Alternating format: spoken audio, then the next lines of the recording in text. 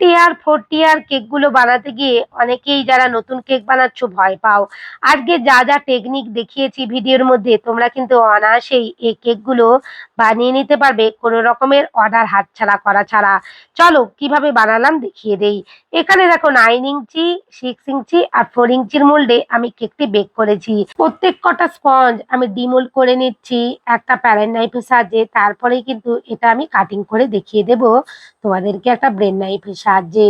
এইভাবে ধীরে ধীরে কাজগুলো করলে তোমরাও পারফেক্ট ভাবে একটা 3 থেকে 4 পাউন্ডের কেক বা 5 পাউন্ডের কেক টিয়ার হিসেবে তোমরা বসিয়ে করতে পারবে।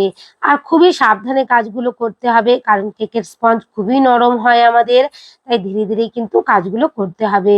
কিভাবে বানালাম চলো তোমাদের সাথে শেয়ার করে নেই। তোমরা ধীরে ধীরে দেখতে থাকো।